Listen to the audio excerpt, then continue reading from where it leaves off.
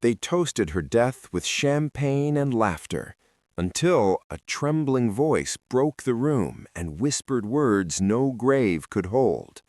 "The CEO is alive." Unaware she is alive, husband and mistress celebrated her death. Then the doctor said, "The CEO is alive." The machines hummed softly in the private ICU, a rhythm steadier than the heartbeat they guarded. The lights were low, the air clean and cold, smelling faintly of antiseptic and rain carried in from the open window. Outside, the city of Lagos moved on, horns blaring, deals closing, lives colliding, unaware that one of its most powerful women was breathing again. Amara Kessington lay still. CEO, visionary, the woman headlines once called the Iron Orchid. Her lashes barely stirred, dark against skin gone too pale. Tubes traced her like fragile lifelines, monitors blinking green and blue with stubborn persistence. A thin scar crept from her hairline into her temple, fresh, angry, undeniable proof that death had come close enough to touch her. She did not know she was supposed to be dead. 3 days earlier, the ocean had swallowed her car in a violent embrace. The news traveled faster than the tide. Fatal crash, no survivors, body unrecoverable. By nightfall, her empire mourned. By morning, her husband had smiled again. Amara's fingers twitched. A breath caught in her throat, shallow, frightened, instinctive. Life refused to leave her alone. Across the city, beneath crystal chandeliers and gold-trimmed ceilings, Victor Kessington raised his glass. "To closure," he said smoothly, the corners of his mouth lifting just enough to suggest grief without the inconvenience of it. The room responded with polite applause. Champagne flutes clinked like tiny bells of freedom. Victor wore black, tailored, expensive, perfect. He had practiced the look in the mirror, sorrow refined into elegance. The grieving widower role fit him better than he'd expected. Cameras loved it, investors respected it. Sympathy had opened doors ambition never could. Beside him stood Lydia Moreau, not in black. She wore deep red. Her hand rested on Victor's arm, fingers confident, possessive.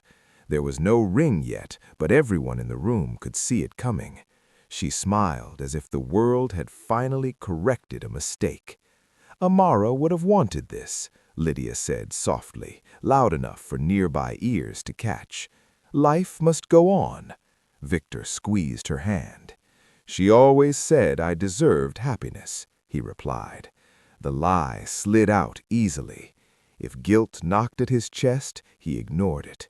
Amara had been cold, demanding, married to her company long before she married him.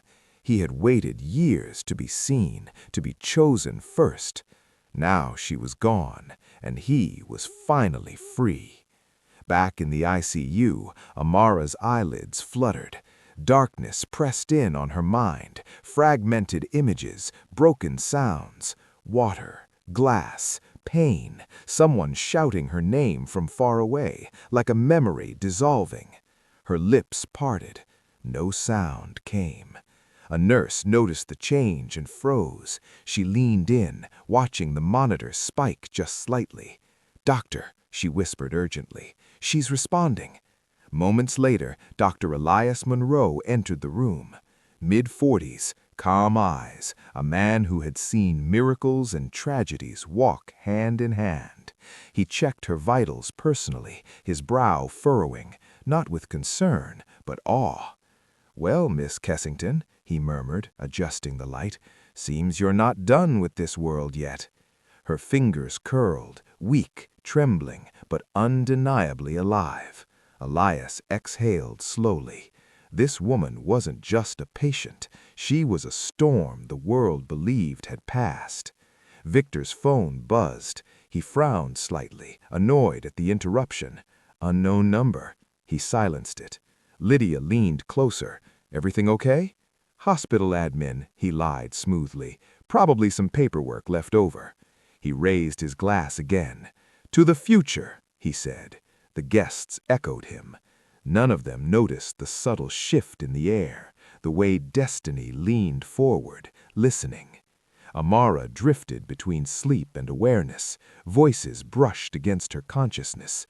Massive trauma, lucky timing, unidentified rescue team, kept confidential per your directive. Her brow creased faintly. Directive? A shadow crossed her thoughts. Victor's face, his smile, his hand tightening just a second too long the night before the accident. You don't listen anymore. Her heart rate spiked. Dr. Elias noticed. "It's okay," he said gently, lowering his voice. "You're safe. You're alive." Alive echoed like thunder.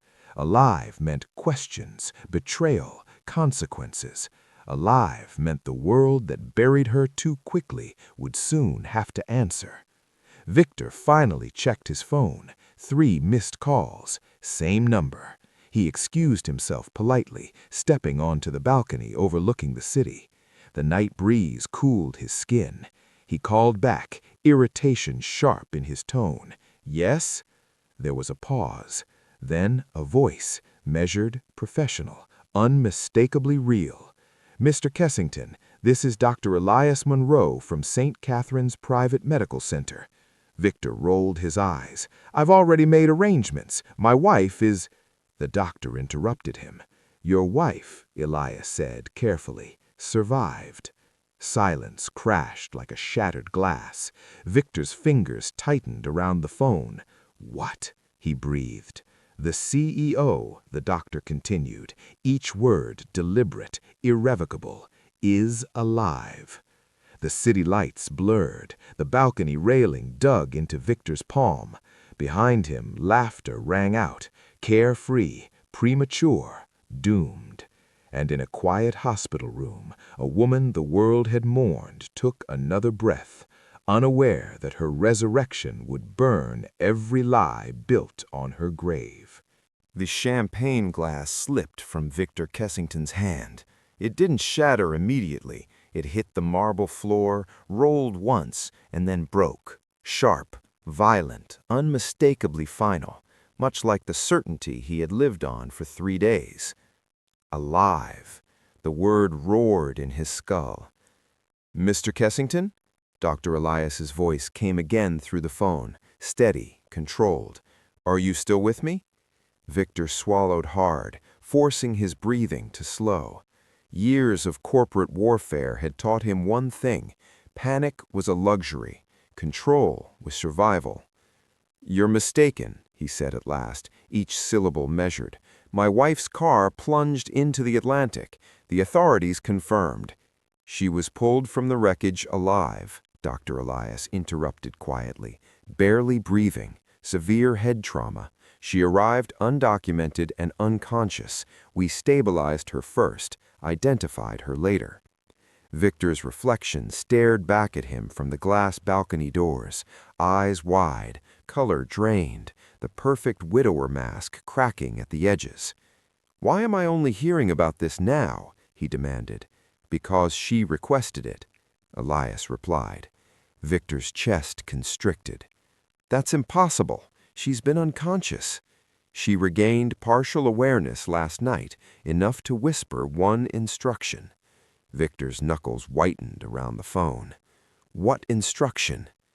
Elias paused. "Do not tell my husband." The night air suddenly felt too thin. Behind him, the celebration continued, music rising, laughter spilling, Lydia's voice floating above the rest. She was telling someone how strong Victor had been, how tragic the loss was. Victor closed his eyes. Amara remembered. Not everything, perhaps, but enough. "Mr. Kessington," Elias continued, "your wife is stable now, critical but alive, and legally, ethically—" Victor ended the call. Just like that.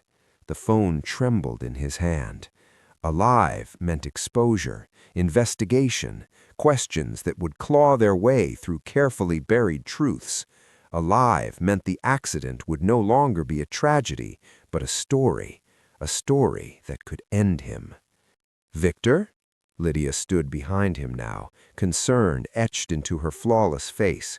Her red dress caught the city lights, glowing like a warning. "What happened?" she asked softly. He turned to her. For the first time since Amara's death, Victor did not know what to say. "She's alive," he whispered. Lydia blinked once. "What?" "Amara," he said hoarsely. "She survived." The word survived hung between them like a threat. Lydia laughed, short, sharp, disbelieving. "That's not funny." "I'm not joking." Her smile faded. "That's impossible. The news?" "She's in a private hospital, alive, awake enough to remember things." Lydia's eyes drained of color. "No, no, no, no, this can't be happening." Her hand flew to her chest, fingers trembling, not with grief, but fear. "Did anyone else know?" she asked urgently. "Not yet," Victor said, "but they will." Lydia's eyes darted toward the ballroom, toward witnesses, toward champagne and toasts, and careless words spoken too soon. "We have to fix this," she whispered. Victor stared at her. For a moment, just one, he saw her clearly, not as the woman who made him feel chosen, but as someone calculating escape routes from a burning building. "How?" he asked. She hesitated, and in that hesitation, something ugly bloomed. Miles away, Amara Kessington opened her eyes. This time, the darkness retreated. White ceiling, soft beeping, a dull ache radiating from her skull like an echo of thunder. Her mouth was dry. Her body felt foreign, uncooperative. She tried to move. Pain flared. A sharp gasp escaped her lips. Dr. Elias was at her side instantly. "Easy," he said gently, placing a calming hand on her shoulder. "You're safe." Her gaze struggled to focus on him. "Victor," she croaked.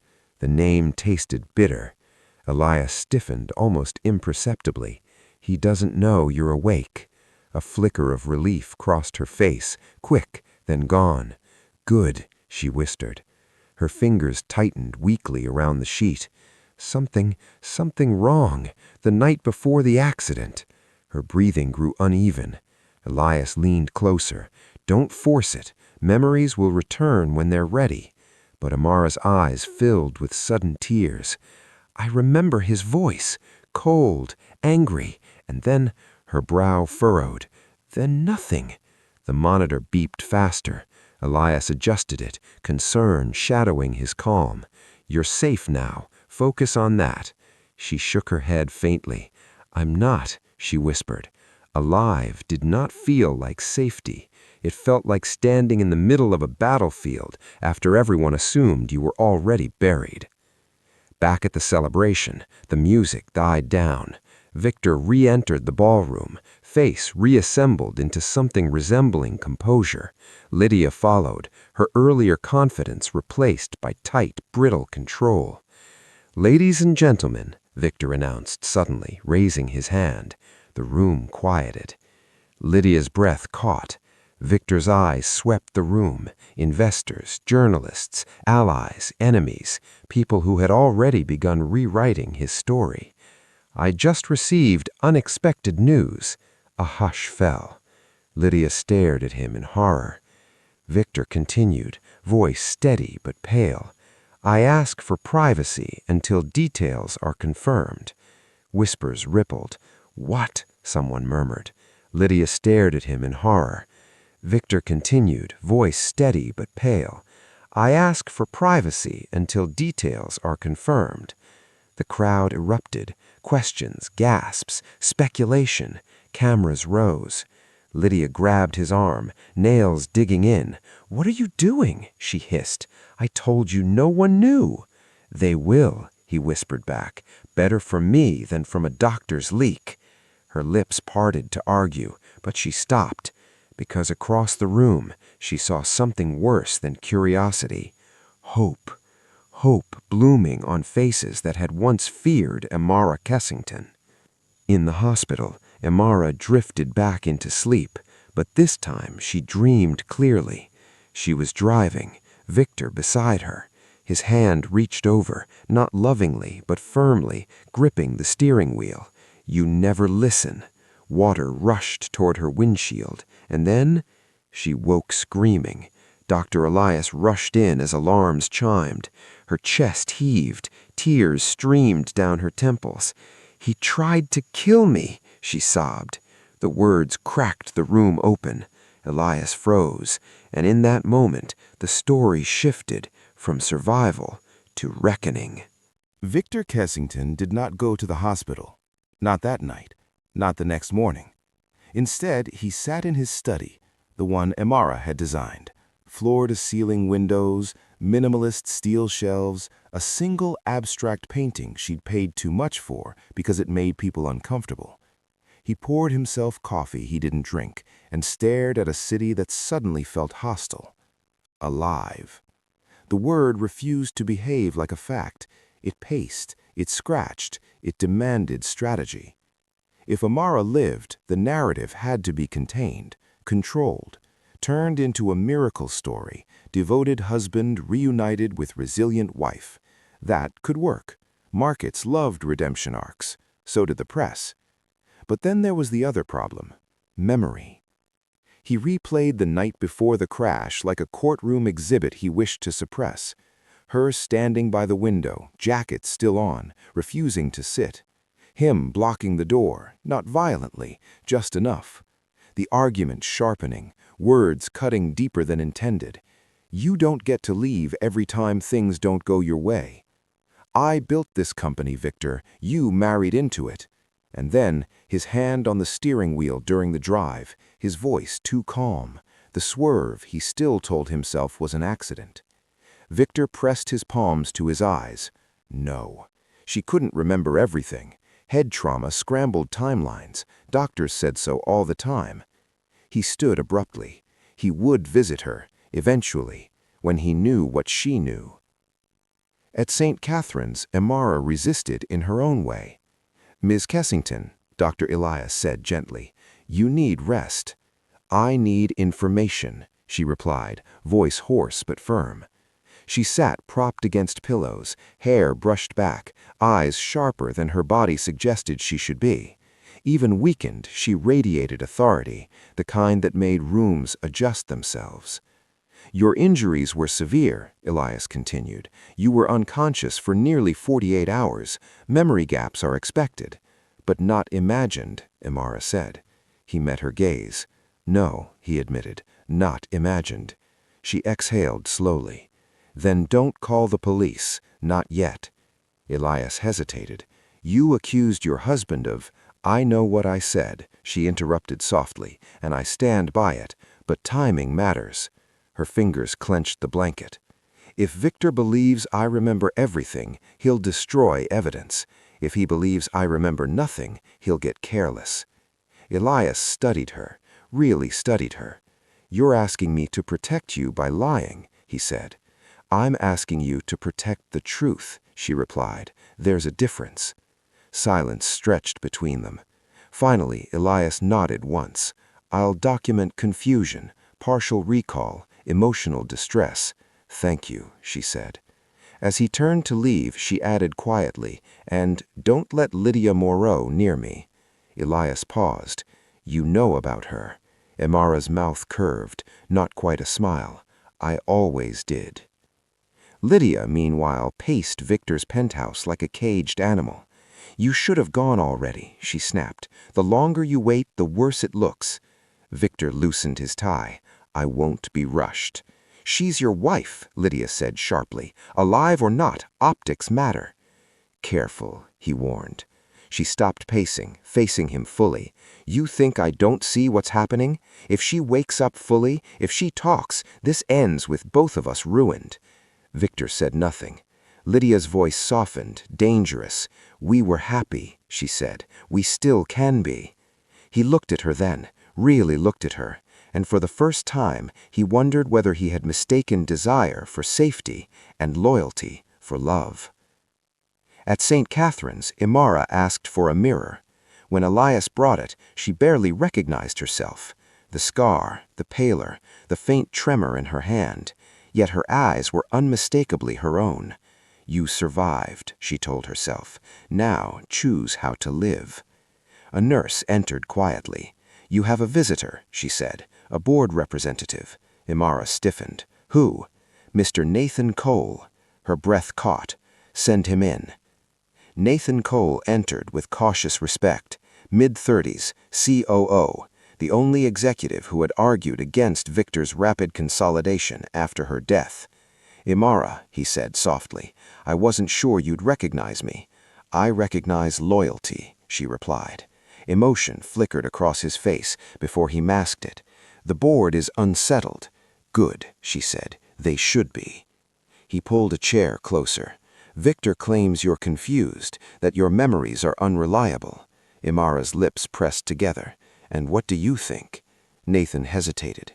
Then, "I think the woman who built Kessington Global doesn't confuse instinct with imagination." A beat passed. Amara nodded. "Then listen carefully. For now, you say nothing. You watch everything." He leaned in. "You're planning something. I'm planning the truth, and the truth needs patience." At evening, Victor finally arrived at St. Catherine's. He stood outside her room longer than necessary, adjusting his expression, rehearsing grief. When he entered, his face softened into practiced relief. "Amara," he breathed. "Thank God." She turned her head slowly. "Victor," she said, evenly. He took her hand. She did not pull away, but she did not squeeze back. "They told me you were confused," he said carefully, "that you might not remember everything." She met his gaze. "That must be a relief," she replied. Something flickered, too quick to name, across his face. "I'm just glad you're alive," he said. So was she. And as their eyes locked, both understood the same unspoken truth. This was no reunion. This was a ceasefire, and it wouldn't last. Doctors insisted Amara be transferred to a private recovery residence. Victor insisted it be his estate. "It's secure," he told the board over a tense video call. "Medical-grade monitoring, discretion, and frankly, it's where she belongs." He did not say, "where I can see her." Amara listened from the hospital bed, Nathan Cole standing beside her, phone on speaker. She watched Victor's image flicker across the screen, composed, compassionate, utterly false. "Ms. Kessington?" a board member asked gently. "Do you agree?" Amara waited a beat too long. "Yes," she said finally, "I agree." Nathan's eyes widened slightly. Victor smiled, just a fraction. What none of them said aloud was the truth humming beneath the decision. They were about to be trapped together. The Kessington estate had never felt like home. Even before the accident, it had been more headquarters than haven. Polished marble floors, glass walls, silence thick enough to echo. Now, it felt like a museum curated to honor a marriage already dead. Amara was wheeled inside mid-afternoon, sunlight pouring through skylights she had personally approved years ago. Every detail was familiar and suddenly hostile. Victor walked beside her, hands clasped behind his back. "Your room is ready," he said. "The West Wing, quieter." "Of course," she replied. He hesitated. "Lydia won't be here." Amara turned her head slightly, just enough to meet his eyes. "I didn't ask." The staff pretended not to notice the tension, but it followed them like a shadow. That night, rain streaked the windows. Amara couldn't sleep. Her body ached in places she didn't yet have names for, but worse was the pressure in her chest, the awareness of Victor moving somewhere in the same house, breathing the same air, pretending the same lies. A knock sounded softly. "Come in," she said. Victor entered carrying a tray, tea, soup, things he'd never brought her before. "I thought you might be hungry," he said. She studied him. You never noticed when I skipped meals. He set the tray down carefully. People change. So do stories, she replied. Silence. He pulled a chair closer, sitting. The board is restless. Investors, too. They want reassurance. I'm not a press release. No, he agreed, you're my wife. The word landed wrong. She closed her eyes briefly. Why did you come? He hesitated, just long enough. I wanted to see you, alone. Her eyes opened. Then tell me the truth, she said quietly. Victor's jaw tightened. About what? She leaned forward as much as her body allowed. About the night before the accident. The rain intensified outside, hammering the roof like a countdown. Victor stood abruptly. You're not well enough for this. She smiled faintly. That's not an answer. I won't be interrogated in my own house, he snapped. Our house, she corrected. He turned away, breath shallow. And in that moment, Amara knew, without doubt, that whatever he had done, he feared her memory more than any investigation. The days that followed were a lesson in endurance. Meals eaten in silence, hallways navigated like neutral zones, conversations clipped, careful, charged. They passed each other like strangers bound by history. But forced proximity has a way of eroding walls. One afternoon, a storm knocked out the estate's power. Generators hummed, but the lights dimmed. Amara sat in the living room, wrapped in a blanket, watching lightning carve the sky. Victor entered with a flashlight. Everything okay? He asked. She nodded. Do you remember the first storm we watched together here? He stiffened. Yes. You said the house sounded alive, like it was breathing. He swallowed. I remember. You held my hand, not because you were scared, but because I was. He said nothing. The flashlight beam trembled slightly. Why did you stop seeing me? She asked, not accusing, just asking. Victor lowered the light. Because you didn't need me, he said finally. You never did. She studied him, really studied him. I needed honesty. You gave me resentment. Something cracked then, not fully, but enough to let truth leak through. Later that night, Amara woke gasping. A nightmare, water filling her lungs, Victor's hand on the wheel. She pressed her hand to her chest, shaking. A moment later, Victor was there. He must have heard her.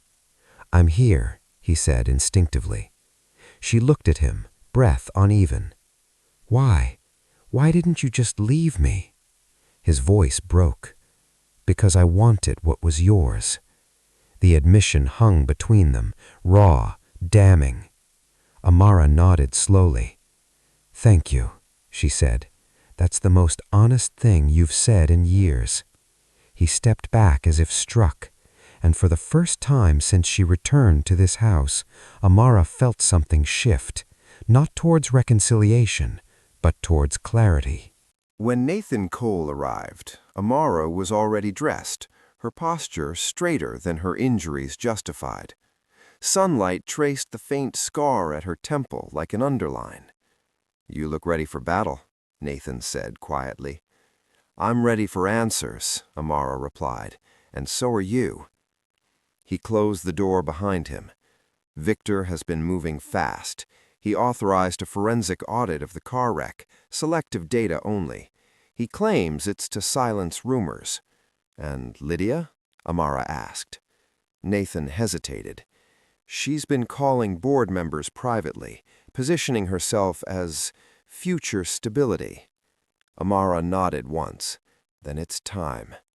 She handed Nathan a slim leather folder he hadn't noticed before. What's this? My personal backup, she said. I kept it offline. Financials, emails, voice memos, including one Victor never knew existed. Nathan opened it, scrolling. His face tightened. "This is a lot." "Not yet," Amara said. "Wait." She tapped the screen and pressed play. Victor's voice filled the room, recorded, unguarded, intimate. "If you push me out, Amara, I'll take what I'm owed, one way or another." Nathan looked up sharply. "When was this?" "The night before the accident," she said. "I recorded our argument. Habit, insurance." "And the crash?" he asked carefully. Amara closed her eyes. "That's the part my mind keeps circling." Later that afternoon, Amara insisted on walking, slowly, through the East Wing. Dr. Elias had said, "Muscle memory helps memory," with a half smile. What she didn't tell him was that she wasn't exercising her body, she was hunting. The East Wing study was Victor's refuge. She hadn't entered it in years. She stepped inside. The room smelled faintly of cedar and something sharper, metallic. A desk too neat, a wall safe she'd never been given the code to. Her heart thudded. She opened drawers carefully. Nothing. Then the bottom cabinet, locked but old. She used a paperclip. Inside, a dash cam. Her breath caught. She sat heavily in the chair, hands shaking as she slotted the memory card into the laptop on the desk. The video loaded. The car interior appeared, dark, rain streaking the windshield. Victor in the passenger seat, her hands on the wheel. The argument unfolded exactly as she remembered, voices raised, words cutting. Then Victor's hand reached out, not to calm, to grip. The steering wheel jerked, the car swerved. Amara gasped aloud, pain and clarity crashing together. The video ended in chaos, impact, water, darkness. She slammed the laptop shut, tears blinding her. It wasn't an accident. It never had been. That evening, Victor came looking for her. He found her in the sitting room, dash cam on the table between them. For a moment, he didn't speak. Then his shoulders sagged. "So," he said quietly, "you remember." "I remember enough," Amara replied, "and I found the rest." He closed the door behind him. "I didn't mean to kill you, I swear." She laughed once, broken, disbelieving. "Is that supposed to comfort me?" "I lost control. You pushed me. You always pushed." She leaned forward. "You tried to take my life because you couldn't take my power." Silence swallowed the room. Victor's eyes filled, not with remorse, but fear. "What do you want?" The question said everything. "I want the truth, and I want it on my terms." "And Lydia?" Amara asked. Amara stood, steady despite the storm inside her. She's already chosen hers. As if summoned, footsteps echoed in the hall. Lydia appeared in the doorway, her confident mask slipping when she saw the dash cam.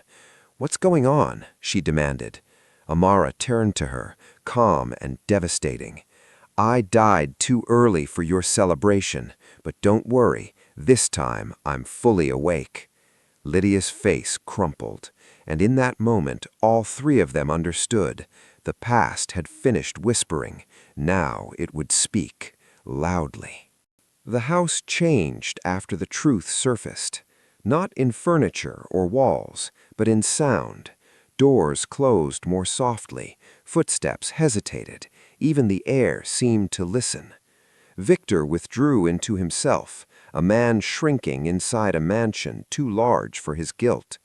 Lydia left that night. No farewell, no confrontation, just the echo of heels fading down the marble hall, taking her ambition with her. She did not look back. Amara watched none of it. She was tired in a way sleep couldn't fix. It was Nathan who stayed. He came the next morning with files, tea, and silence, knowing when to speak and when not to.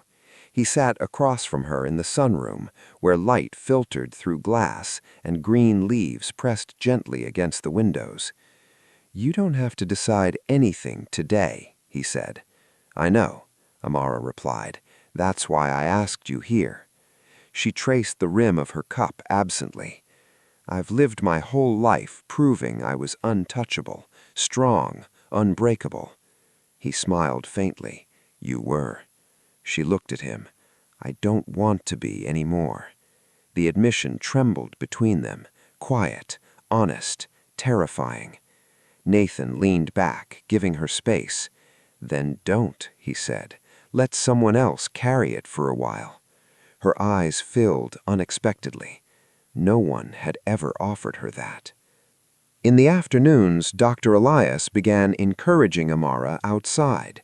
Just the garden at first, gravel paths, roses she had planted but never stopped to smell.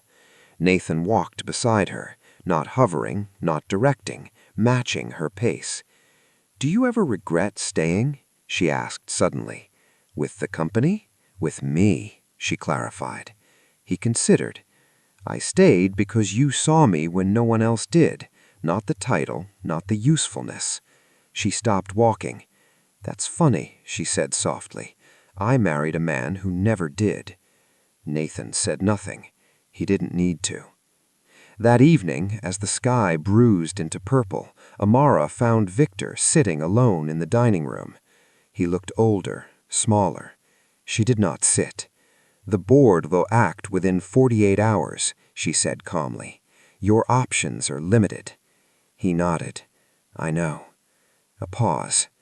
"I loved you," he said finally. She studied him, searching for the man she had once believed him. "You loved what I gave you, not who I was." He flinched. "That's the difference," she said gently, "and it's why this ends here." She turned away. Victor did not follow. Later that night, Amara couldn't sleep again, but this time the restlessness was different. Not fear, but something softer, uncertain. She padded into the kitchen and found Nathan there, sleeves rolled up, reading glasses perched low on his nose as he studied a file. "You don't sleep either?" she asked. He smiled sheepishly. "I make lists when I'm nervous." "About me?" "About tomorrow and the day after." She laughed quietly, the sound surprising both of them. "You're good at this," she said. "At what?" "At being here without trying to fix me." He closed the file. "You're not broken." Their eyes met. The moment stretched, not charged with desire, but something deeper, recognition, safety. Amara exhaled. "I forgot what that felt like, to feel seen." Nathan's voice was low. "You don't have to forget again." He didn't touch her. That was the miracle. Days passed gently. Amara grew stronger, laughed more. The weight on her chest loosened, not because the danger was gone, but because she was no longer carrying it alone. One afternoon, as they reviewed documents together, she paused. "When this is over," she asked, "will you stay?" Nathan looked up, surprised. "In what capacity?" She smiled, a small, real smile. "In any that lets you choose." He didn't answer immediately. Then, "Yes. Simple. Certain. Enough." On the eve of the board meeting, Amara stood on the balcony, the same place Victor had taken that fateful call. Nathan joined her. "Tomorrow changes everything," he said. She nodded. "It already has." She glanced at him. "Thank you for finding me alive before I believed it myself." He met her gaze. "You were never gone." Their hands brushed, accidentally, intentionally, impossibly gentle. Amara didn't pull away. For the first time since the ocean tried to claim her, she felt something unmistakable bloom. Hope. Not loud, not reckless, but real. The boardroom had never felt so cold. Amara sat at the head of the table, her posture calm, her expression composed. Nathan sat 2 seats away, not beside her, but close enough that she could feel his presence, steady and grounding. Around them, faces shifted with anticipation, fear, and poorly disguised hunger. Victor entered last. He looked around once as if memorizing exits. "Let's begin," Amara said. The screen lit up. Financials first, emails, voice recordings, then the dash cam footage, muted mercifully, playing just long enough to erase doubt. Gasps filled the room. "This meeting is a violation of," Victor began. "It's an intervention, corporate and personal." A board member leaned forward. "Mr. Kessington, is this footage authentic?" Victor's mouth opened, closed. "Yes," he said finally. The room erupted, but the real blow hadn't landed yet. "About the affair," Lydia's voice cut through the chaos. She stood in the doorway, uninvited, unwelcome. Amara turned slowly. Lydia walked in, chin lifted, eyes blazing. "If you're exposing lies, tell all of them." Victor spun toward her. "What are you doing?" "Finishing what you started," Lydia snapped. "You promised me protection." She faced the board. Victor planned to force Amara into medical retirement. He drafted documents weeks before the crash. Murmurs turned to outrage. Victor stared at her, stunned. "You said you'd stand by me." "I said I'd stand by power, and you lost it." Amara closed her eyes briefly. This was the betrayal beneath betrayal. The meeting adjourned in chaos. Victor was escorted out. But the shatter point came later. Quiet, private, devastating. Amara collapsed in her office an hour later. Pain seared through her chest, sharp and unforgiving. Nathan was there instantly, catching her before she hit the floor. "Amara," he whispered, "stay with me." Her vision blurred, the room tilted. At the hospital, Dr. Elias delivered the truth gently but firmly. "Stress-induced cardiac episode," he said. "You survived trauma. You can't fight every battle alone." Alone. The word landed heavier than any diagnosis. That night, Victor called from police custody. She almost didn't answer. Almost. "You won," he said bitterly. She closed her eyes. "No, I survived." Silence stretched. "I never meant it to go that far. I just wanted you to stop." "I did stop," she replied softly. "You just didn't notice." She ended the call. Tears slid down her temples, not for him, but for the woman she had been. Nathan stayed in the hospital chair all night. He didn't sleep. When she woke, he was still there. "You don't have to do this alone anymore," he said. Her voice cracked. "What if I don't know how not to?" He reached for her hand, this time deliberately. "Then we learn. Together." She squeezed back. Something inside her finally broke open. Not pain, but release. When truth destroys everything familiar, is that loss or freedom? Let me your thoughts in the comment below. Click the like button and subscribe for more interesting story. Days passed gently. Amara grew stronger, laughed more. The weight on her chest loosened, not because the danger was gone, but because she was no longer carrying it alone. One afternoon, as they reviewed documents together, she paused. "When this is over," she asked, "will you stay?" Nathan looked up, surprised. "In what capacity?"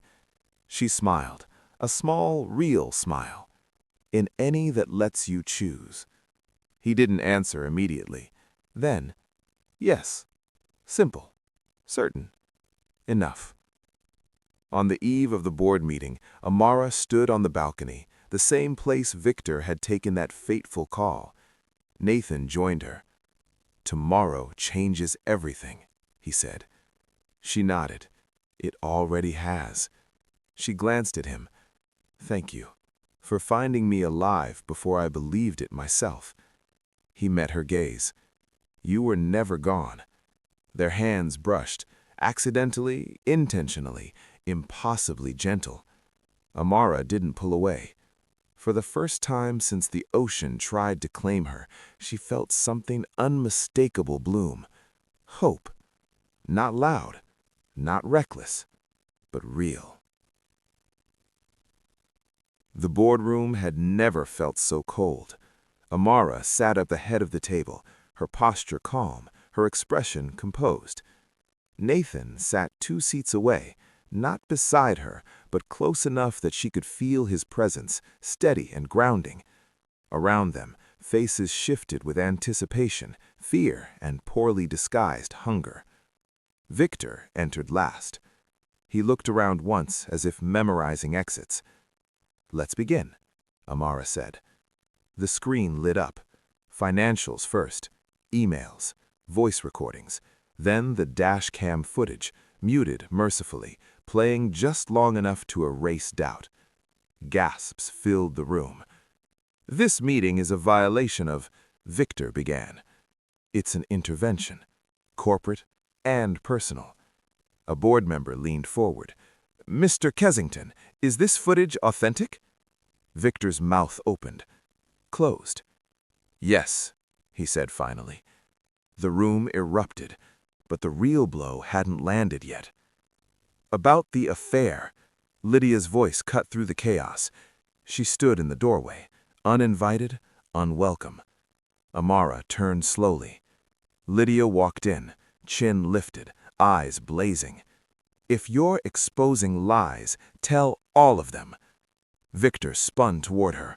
"What are you doing?" "Finishing what you started," Lydia snapped. "You promised me protection."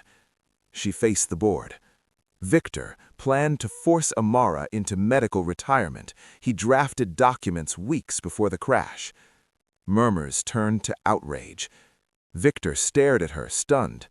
"You said you'd stand by me." "I said I'd stand by power, and you lost it." Amara closed her eyes briefly. This was the betrayal beneath betrayal. The meeting adjourned in chaos. Victor was escorted out.